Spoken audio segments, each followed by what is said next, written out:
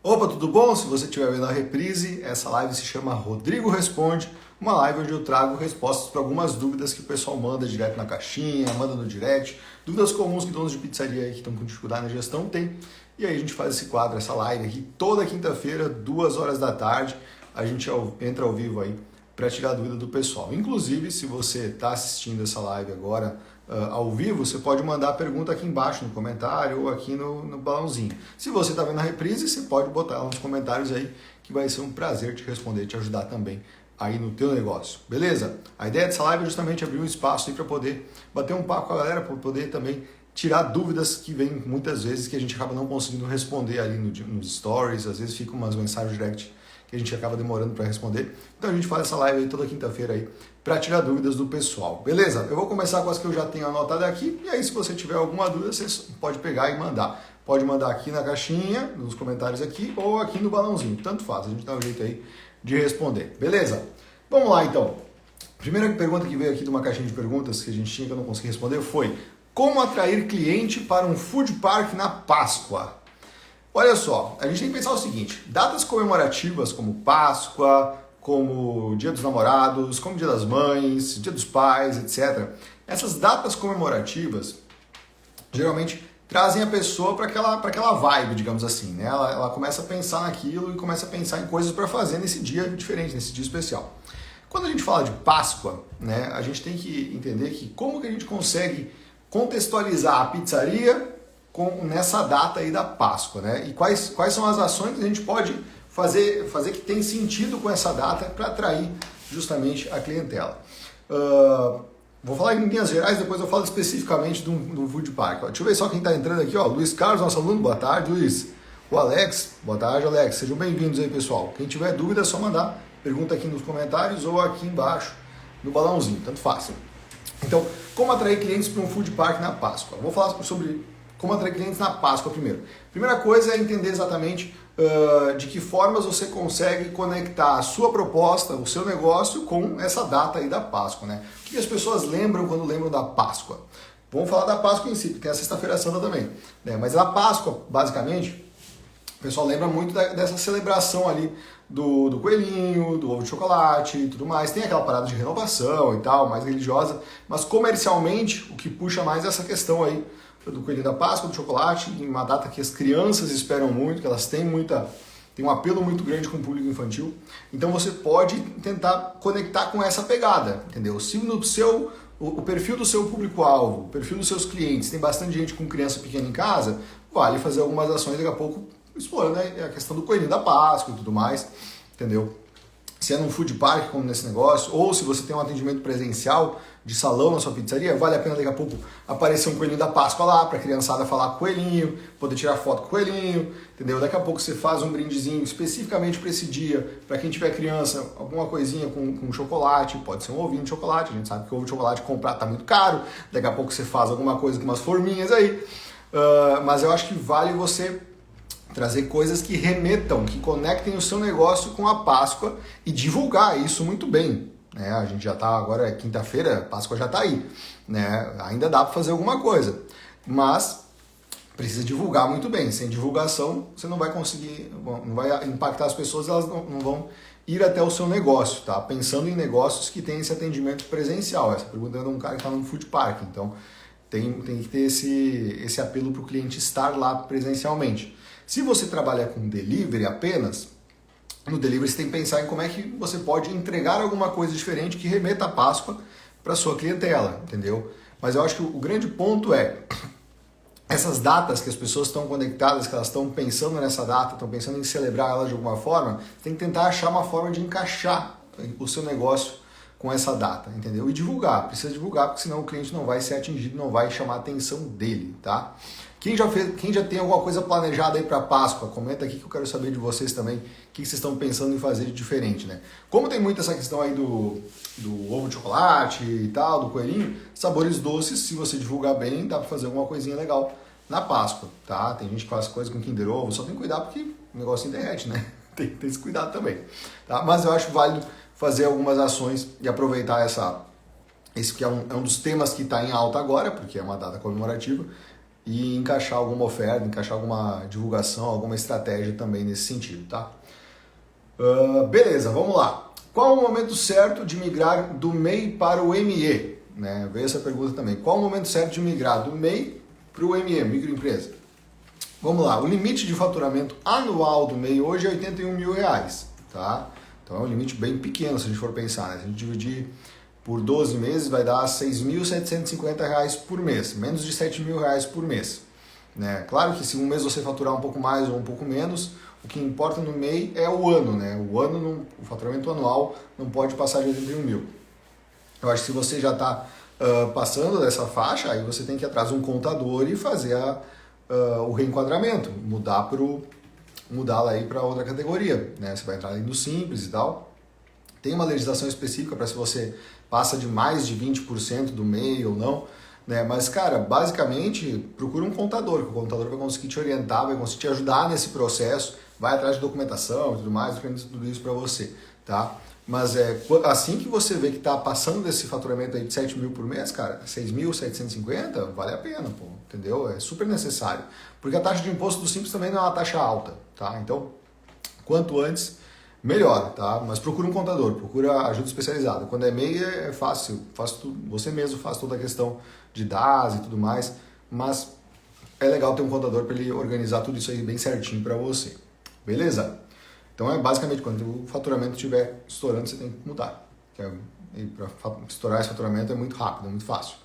Qual a porcentagem ideal de lucro final? Essa pergunta ela é campeã. Vem direto essa pergunta. Qual o percentual ideal de lucro final? Vamos lá, gente. Para eu responder essa pergunta, primeiro eu tenho que deixar claro o que é lucro e o que não é lucro. Tá? Quando você vende a sua pizza a R$50 e ela teve um custo de ingredientes de 15, você não tem R$35 de lucro. Você tem outras contas que você tem que pagar com esses R$35, tá? Sem contar que, além desses R$15 aí dos ingredientes, a gente tem que contar o quanto que você tem de imposto, né? O percentual de imposto que você está enquadrado. Tem a taxa ali da maquininha de cartão, é um percentual que vai ter que ser considerado. Se você vendeu pelo iFood, vai ter a taxa do iFood, entendeu? Ou do outro marketplace que você vendeu. Então, a gente tem que considerar que tem todos esses custos. Além deles, depois que você tira todos esses custos aí, tá? Digamos que você teve ali pizza de R$50, teve R$15 de custo com insumos e teve mais R$10 de outros custos ali com taxa do iFood, maquininha de cartão e impostos. Então, ó, você tinha 15 de custo com insumos mais 10, deu 25 de custo. Se você tem 25 de custo ali, aqueles outros 25 para chegar nos 50, é 100% de lucro? Não, definitivamente não. Por quê? Quando a gente fala dessa diferença entre o preço de venda, tá, e o que sobra dessa venda, que é tirar esse custo aí com ingredientes e os outros custos variáveis, a gente está falando da margem de contribuição, ou seja, quanto daquela venda que contribuiu para você conseguir pagar os seus custos fixos, entendeu? Os custos da sua pizzaria e também ficar alguma coisa de lucro para você. Então, se a pizza teve um custo de 15, tá? E você quer saber quantos por cento de lucro você tem que colocar em cima desses 15 para precificar corretamente, não é assim que se faz a conta, tá? Primeira coisa, você tem que entender todos os custos, tem que entender qual que é o custo ali da ficha técnica, dos ingredientes, tem que entender os outros custos variáveis que eu comentei, de impostos, iFood e tudo mais, e tem que entender qual que é o seu custo fixo por pizza, ou seja, quanto você tem de custo aí entre aluguel, mão de obra, gás, energia, etc., por pizza. Ou seja, se você tem uma pizzaria que teve um custo de R$10 mil por mês e você vendeu 1.000 pizzas, R$10 mil dividido por 1.000 pizzas vai dar R$10 por pizza de custo fixo, entendeu? Então entenda aqui, ó, era 15 de ingredientes, mais 10 de outros custos variáveis, mais 10 de custo fixo por pizza. Então 15 mais 10, 25, mais 10, 35. Se você vendeu a 50 e teve 35 de custo, sobrou 15 de lucro para você. É uma margem maravilhosa. Sobrar 15 líquido assim de 50 tá top da balada. Por quê? Porque esse custo fixo por pizza de R$10 está muito baixo, né? Dificilmente a galera consegue um custo fixo unitário tão baixo. Mas é basicamente essa conta que você tem que fazer. Você tem que entender todos esses custos e aí analisar qual que é o que você está sobrando realmente de lucro para você, tá? A média de mercado é de 8 a 12%, tá? A média de mercado vai de 8 a 12% nessa faixa aí, mais ou menos. Ou seja, na média, uma pizza de R$ 50 sobra mesmo uns 5, tá? Mas nesse sobrar uns 5 tem todos os custos já embutidos, tá? Inclusive o próprio prolabore dos sócios que trabalham na operação. Por isso que, antes de eu te dizer quanto que tem que ter de lucro, qual que é a margem de lucro ideal, tem que explicar o que é lucro, né? Porque senão, não, mas como assim 10%? Então, se a minha pizza tem custo de 15, eu posso vender a 20 e tá maravilhoso. Não tá. Porque tem que entender todos esses custos aí, senão você vai acabar errando e errando rude na sua precificação. Tá? Então, esteja atento, faz as contas certinho, a gente ensina isso no detalhe lá dentro do Pizzaria Eficiente para os nossos alunos, tá? E aí você vai conseguir ter clareza dos números e vai conseguir precificar. Dito isso, qual que é a margem ideal? Quanto maior, melhor, tá? Quanto maior, melhor. A média do mercado é 8 a 12, tá? Se você tiver um processo eficiente, você conseguir ter um custo fixo por pizza mais baixo, você consegue chegar na casa dos 20, 25%, entendeu? Você consegue ter uma margem muito boa, tá? Pensa num negócio que fatura R$100 mil, sobrar 25 mil para o dono, além do prolabore, além de todos os boletos estarem pagos, é uma margem bacana. Mas para isso você tem que ter um processo redondinho, tem que ter uma equipe bem treinada, tem que ter um preço precificado corretamente, tem que atrair o cliente que paga esse preço, não só aquele cliente que só quer saber de promoção, só quer saber de pagar barato, entendeu? Então tem estratégia para isso, não é uma coisa que qualquer um consegue, mas tem jeito, tá? Tem jeito, desde que você queira aprender mesmo a fazer do jeito certo. Beleza, então falamos sobre porcentagem de lucro ideal, essa sempre vem na caixinha, impressionante. Se você tem alguma dúvida, você pode mandar aqui nesse negocinho de comentários ou no balãozinho aqui, tá, pessoal? Deixa eu seguir aqui com as outras perguntas aqui. Ó, dica para dias de semana mais fracos. Vamos lá.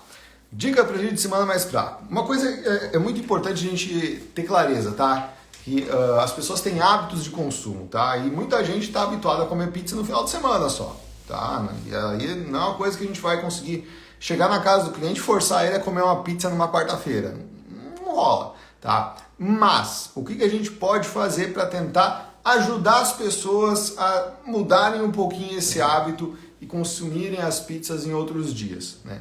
Quando a gente fala de mudar um hábito, a gente tem que ter o que se chama na física de energia de ativação, né? Tirar a pessoa da inércia, a gente precisa de uma energia de ativação. Ou seja, tem que dar aquele empurrãozinho. O que é aquele empurrãozinho, em outras palavras? Tem que, além de fazer uma ação de divulgação, nesses dias mais fracos, colocar algo que motive mesmo a pessoa a fazer um pedido nesses dias, tá?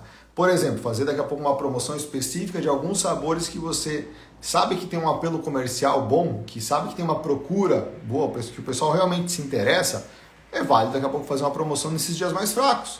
Daqui a pouco faz a quarta-feira da calabresa, ou do frango catupiry, não sei.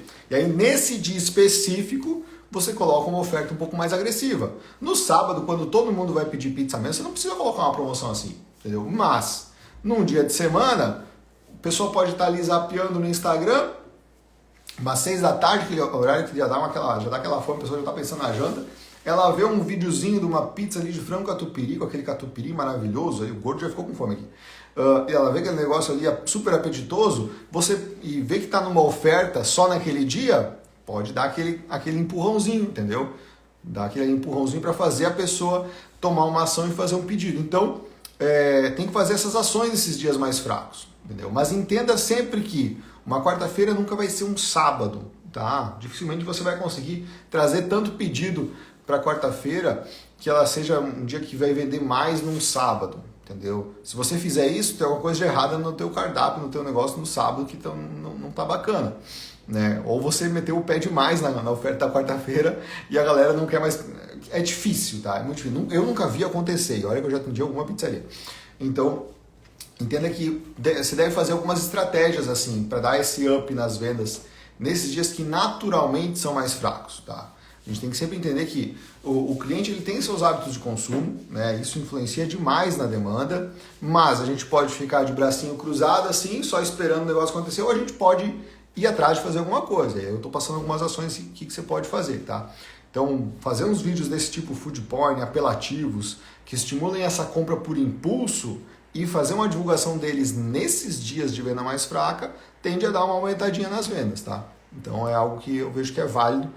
E além disso, né, eu estou falando da venda, né, mas a pergunta foi dica para dias de semana mais fracos. Na sua operação, tá, você tem que aproveitar esses dias mais fracos para adiantar o serviço para os outros dias. Ou seja, Porcionamento dos ingredientes você vai fazer nesses dias fracos, entendeu? Você vai fazer na segunda, na terça, na quarta, na quinta, sabe? Não vai fazer porcionamento no final de semana. As coisas têm que estar porcionadas antes. Ah, Rodrigo, agora eu já estou com fazendo um gancho com uma outra pergunta que veio esses dias, né? Um carrossel que a gente colocou.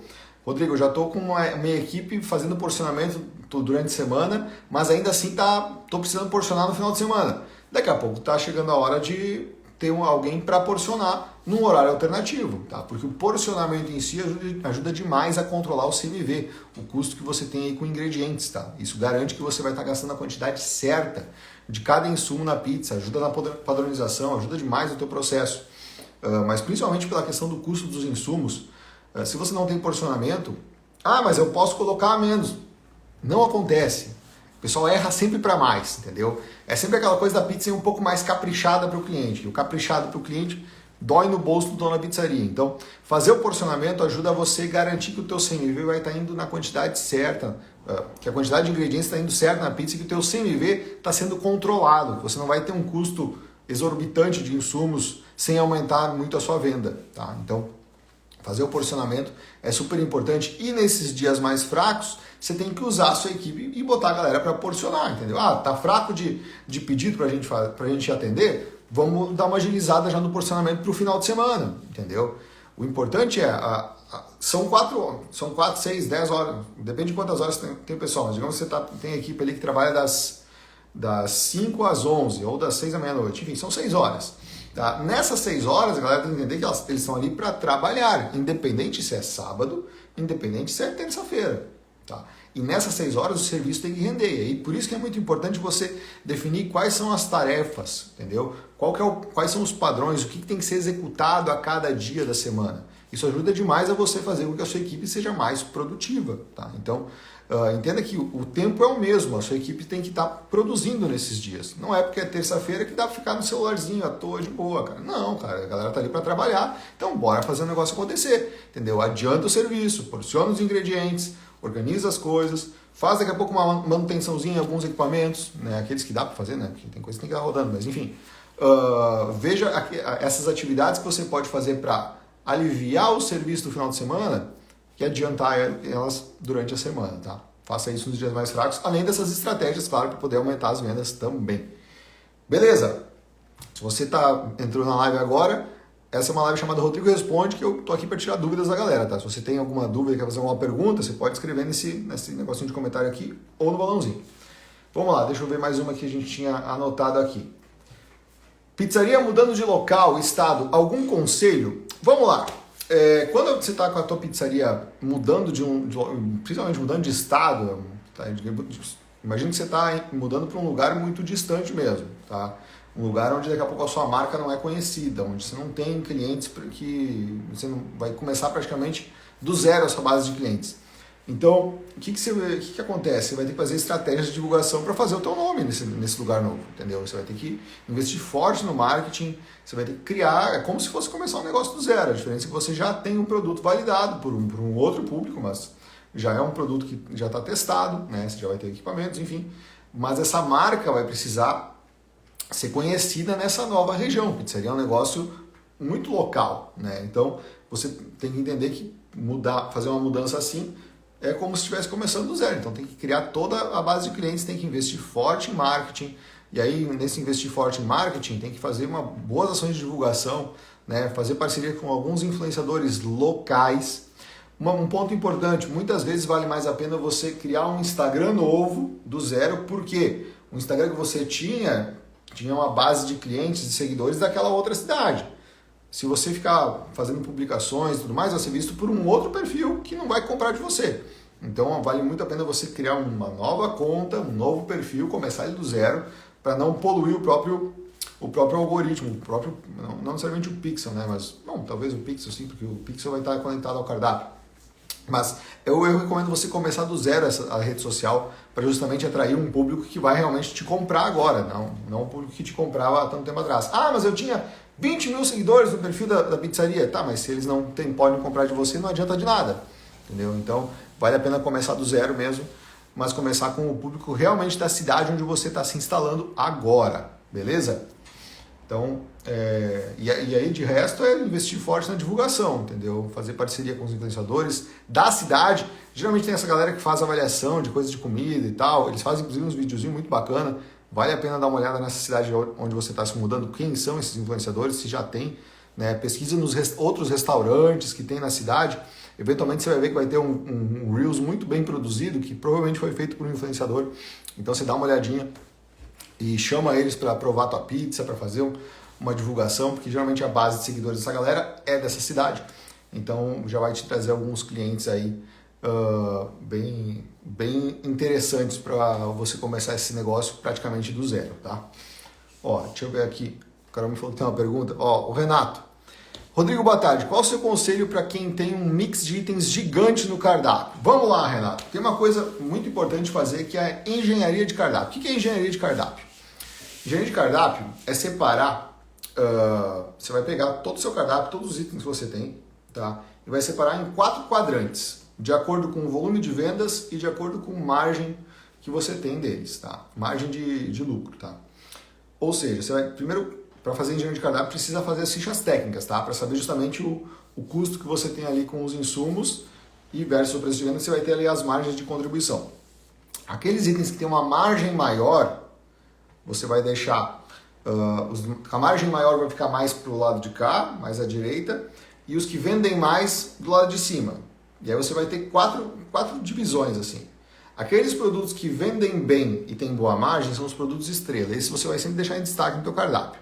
Tá? Aqueles que vendem bem, mas não têm uma margem tão interessante, são os burros de carga. Eles vão estar presentes no teu cardápio também, mas não vão estar em destaque. Os que vendem pouco, mas têm boa margem, são os quebra-cabeça. A gente tem que fazer algumas estratégias para testar algumas formas de aumentar a venda deles. E aqueles que são os abacaxis, que vendem pouco e que têm uma margem ruim, a gente vai procurar tirar do cardápio. Entendeu? Então, o primeiro passo, Renato, se você está com um mix muito grande no teu cardápio, é identificar quais são os itens que você tem, que são os abacaxis, que vendem pouco e que te dão uma margem muito pequena. Tá? Esses você vai enxugar do cardápio, você vai tirar. Entendeu? Cardápio de pizzarias, o ideal é que tenha de 20 a 25 sabores, entendeu? Por que 20 a 25 sabores? Porque um cardápio tem que ser enxuto. Principalmente quando a gente fala de delivery, gente. O delivery, o cliente desiste da compra muito fácil, tá? Então, se o teu cardápio é extenso e o cliente fica muito tempo ali para escolher, para fazer o pedido dele, a chance dele sair do teu cardápio e ver o que ele tem na geladeira para comer porque ele está com fome e não aguenta mais, é muito grande.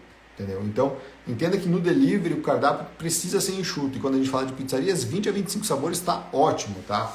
Tá ótimo. Procura trabalhar com essa faixa. Ah, mas a minha pizzaria já é grande, eu tenho há 20 anos no mercado, tenho 85 sabores. Você pode tentar reduzir e chegar nos 50, pelo menos, sabe? Ainda é bastante, mas pelo menos 50, operacionalmente falando, até dá para trabalhar. Né? Porque além da questão de prejudicar a venda no cardápio extenso, ele atrapalha também na própria operação. Né? Quanto mais sabores você tiver, a tendência é que você tenha mais itens no estoque, você tem que tomar cuidado para não estragar, para não bagunçar, para ter que ficar sempre comprando, ficar de olho. Além disso, quanto mais complexo for o teu cardápio, maior a chance da galera errar nos pedidos. Né? Se você tem lá 5 opções de frango com algum tipo de queijo, com catupiry, com cream cheese, com queijo Minas, com queijo coalho, com queijo disso, queijo daquilo, e você chama de frango 1, frango 2, frango 3, frango 4, frango 5.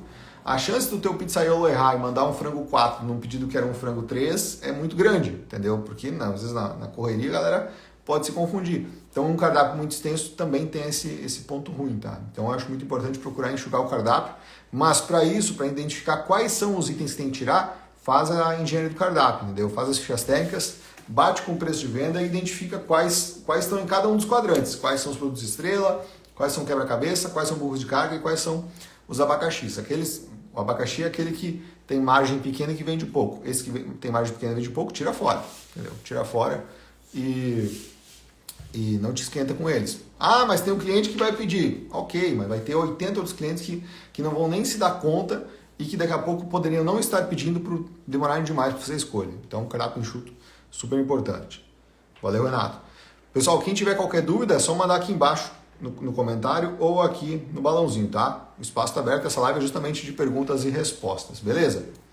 Vamos lá. Cadê? Onde é que eu estava aqui? Entrega grátis. Onde lançar este custo? Essa é outra pergunta que tinha vindo da caixinha outro dia. Entrega grátis. Onde lançar esse custo? A entrega grátis, tá? É grátis naquela, né? Porque custo existe, né? O motoboy não tá indo lá entregar à toa, né? Ele está trabalhando, ele tem o custo da gasolina e tudo mais. Então, essa entrega na real não é grátis, não. Mas, basicamente, como é que você tem que lançar esse custo? A entrega grátis em si, ela entra como um custo variável. Por quê? Se você tiver mais entregas, você vai ter mais vezes esse custo. Se você tiver menos entregas, você vai ter menos vezes esse custo, tá? Lá no Pizzaria Eficiente, nas aulas de precificação, a gente ensina, inclusive na planilha que a galera tem acesso, tem uma coluna lá que é especificamente para entrega grátis. Ou seja, esse custo que você tem por entrega, você precisa colocar nessa sua precificação. Então é um custo variável, tá? É um custo variável. Se você quiser calcular isso para precificar nos seus produtos, você tem que fazer essa conta de quanto você tem de custo de entrega. Tá? E aqui eu estou falando só do custo de entrega, não estou falando do custo fixo, que é o custo que você tem daqui a pouco com as diárias dos motoboys. Custo fixo é custo fixo, custo entrega é custo entrega. Esse custo, essa taxa de entrega, que daqui a pouco você não está cobrando do cliente, mas você paga para o motoboy, você tem que calcular ele por pizza. Por quê? Não é toda entrega que vai uma pizza só. Em muitas entregas tem pedidos de 2, de 3 pizzas.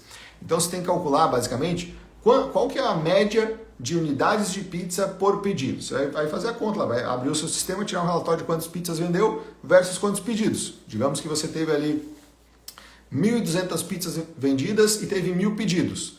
1.200 pizzas dividido por 1.000 pedidos é 1,2 pizza por pedido. Beleza. Então cada entrega vai 1,2 pizza. E aí você vai ver quanto você teve de custo com taxa de entrega. Só taxa, não diária.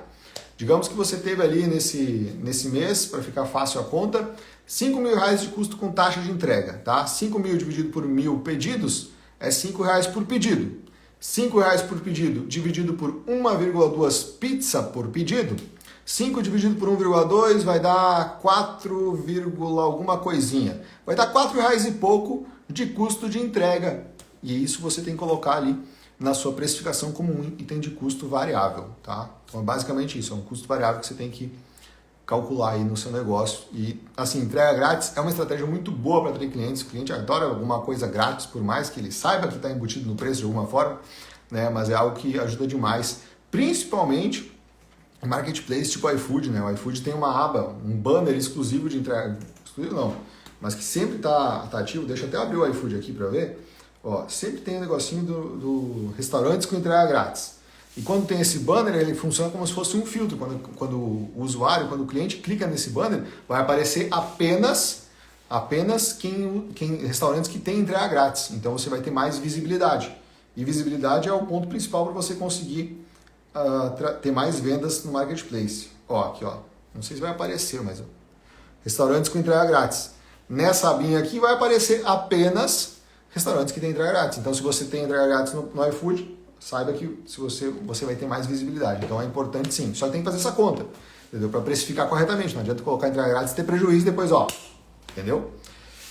Ó, vamos lá. Luiz Carlos, meu amigo, vamos lá. Rodrigo, o que compõe um sistema delivery completo? Exemplo, cardápio digital, etc. Luiz, para um sistema de delivery ser completo, ele tem que ter a questão ali da parte de venda, que é super importante, super necessária, né? E quando a gente fala da parte de venda, tem que pensar nos canais de venda que ele contempla, né? Ou seja, ter um cardápio digital fundamental, né?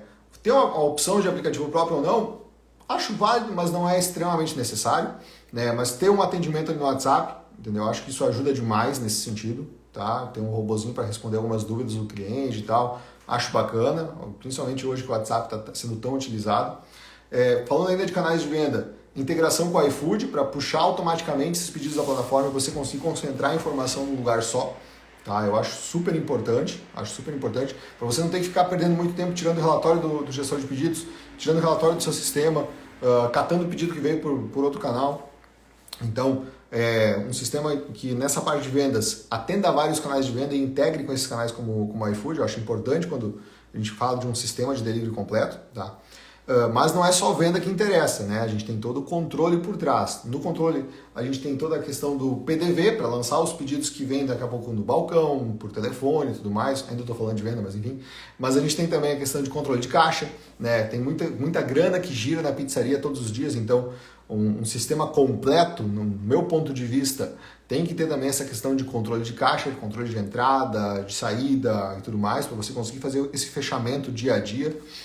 Tem que ter controle de motoboys, por exemplo, para esse fechamento do caixa, porque o motoboy é como se fosse um fechamento de caixa. Para esse fechamento ser fácil e a prova de erros, né, porque você tem que pagar certinho a diária. O motoboy já dá muito BO, já dá muito estresse, então a gente não quer que tenha estresse na hora de pagar eles, então essa parte de fechamento de caixa do motoboy é importante. Até que em alguns casos, não é mandatório, mas ajuda, questão de rastrear para ver no mapa, tem alguns sistemas que tem isso. Parte de ficha técnica, até a ficha técnica integrada com controle de estoque, eu acho super interessante, porque se você tem lá no sistema já as fichas técnicas que diz que, por exemplo, na pizza de calabresa vai tantas gramas de calabresa, tantas de mussarela, etc, etc, etc. E esse sistema está integrado com o controle de estoque, ou seja, a cada pizza de calabresa ele debita do seu estoque no sistema tantas gramas de cada um dos insumos, para você conseguir fazer uma contagem de estoque com o relatório do sistema e ver se está batendo. Né? Então eu acho que isso é super importante, esse controle de estoque junto com a ficha técnica, além do controle de caixa e tudo mais. A parte de gestão visual, bons sistemas, né? Estou falando de um sistema completo. Tem a questão do monitor KDS, que são aqueles monitores para você conseguir acompanhar os pedidos e tudo mais. Então eu vejo que um sistema completo ele tem isso, ele tem que ter a parte de venda muito robusta, que funcione muito bem, e essa parte de retaguarda também, né? Com controle de caixa, com controle de estoque. Eu acho que esses são os pontos principais, tá? E bons relatórios, né? Não adianta ter toda a informação ali sem você conseguir extrair ela. Tá? Eu vejo que o sistema completo ele precisa ter tudo isso aí, tá? Nesse sentido, o que a gente vê, tá? Tem sistemas muito bons na venda, mas que não são tão bons na retaguarda. Tem sistemas muito bons na retaguarda que não são tão bons na venda, tá? Eu ainda não conheço um sistema perfeito que seja bom em tudo, tá? Mas tem sistemas muito bons que integram com outros sistemas, tá? Por exemplo, te dar um exemplo da Cyprus. O sistema da Cyprus para retaguarda ele é excelente. Tu consegue lançar ficha técnica, controle de caixa, consegue lançar controle de estoque, é top da balada, entendeu? Mas para venda ele não é tão bom, tá? Tem opções muito melhores quando a gente fala na parte da venda, entendeu? Mas aí o sistema da Cyprus ele integra com outros sistemas, ele integra com a Anotaí, ele integra com vários outros sistemas de venda, né? O Anotaí é um exemplo que é muito bom para venda, mas para essa parte de retaguarda não é o forte dele não, entendeu? Então eu vejo que o ideal é trabalhar com um sistema muito bom para venda, integrado, ou seja, que conecta e conversa automaticamente com um sistema muito bom de retaguarda, tá? Claro que isso vai ter um custo de mensalidade um pouquinho maior, mas eu vejo que a qualidade da informação que você vai ter com dois sistemas assim, vale a pena, compensa, porque aí você toma decisões melhores, você consegue enxergar antes se você está daqui a pouco com um problema de controle de estoque, você consegue ter toda a informação num lugar só, entendeu? Você perde menos tempo lançando coisa de um lado para outro, planilha para lá e para cá. Então eu vejo que trabalhar com sistemas bons, assim, integrados, ajuda demais para você conseguir fazer uma boa gestão. Beleza? Gente boa, nós vamos ficando por aqui. Na sequência eu vou abrir a caixinha de perguntas. Se você ficou com qualquer dúvida, é só mandar lá na caixinha, tá bom? Grande abraço, fique com Deus, até mais!